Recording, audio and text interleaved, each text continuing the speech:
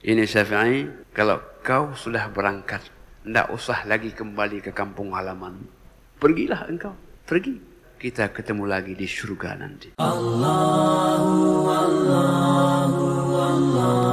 Maka jemaah yang dirahmati Allah, ketika pada suatu hari ada seorang jamaah pulang ke kampung Imam Syafi'i.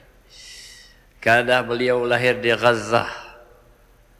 Jadi kata orang ini kepada seorang yang sangat tua, orang perempuan tua ini mengatakan, saya waktu di Mekah di sana ada seorang anak muda yang penyampaiannya luar biasa, ilmunya luar biasa. Kami terkagum, bukan hanya saya, tapi jamaah yang hadir kagum kepada ilmunya, penyampaiannya, kedalamannya. Kami dengar namanya Muhammad bin Idris Asy-Syafi'i. Kata ibunya, itu anak saya. Itu anak saya itu. Anak saya. Betapa bahagia seorang anak. Bukan karena kaya hartanya, bukan karena kaya kedudukannya, tapi seorang ibu amat sangat bahagia ketika mengatakan, anak saya menjadi orang yang memberikan pengabdian kepada manusia.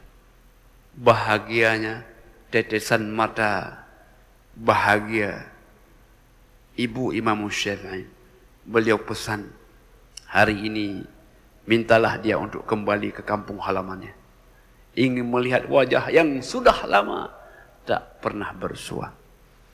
Karena dalam sebuah kisah, ketika perpisahan Imam Syafi'i dengan ibundanya pesan, ini Syafi'i, kalau kau sudah berangkat, tidak usah lagi kembali ke kampung halaman. Pergilah engkau, pergi. Tidak usah lagi pikir kampung halaman. Bayangkan. Jadi kapan kita ketemu lagi? Kita ketemu lagi di surga nanti. Orang yang menuntut ilmu tidak perlu pikir bagaimana dia pikir bagaimana mendalami ilmunya. Betapa orang tua hari ini tidak rela anaknya belajar. Dia kunjungi tiap hari, tiap minggu, sehingga anaknya tidak betah dengan keilmuannya. Ingat kampung halamannya, minta pulang dia.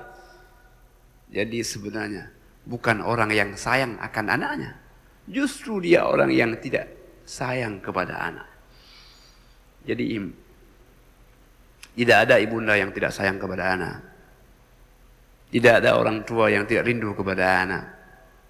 Tetapi jemaahnya yang dirahmati Allah Subhanahu wa taala, kerinduan anak akan ilmu harus lebih kuat dia.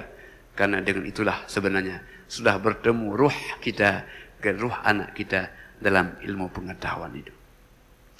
Jadi biarlah kita melihat anak kita suatu hari nanti menjadi anak muda yang menyampaikan ilmunya kepada masyarakat, yang masyarakat menanti kehadirannya, yang orang menunggu namanya, yang setiap orang ingin membaca bukunya, kitabnya. Imam Syafi'i radhiyallahu anhu. Jadi jemaah rahmatullah, menarik sebenarnya bagaimana kisah pengembara pencari ilmu.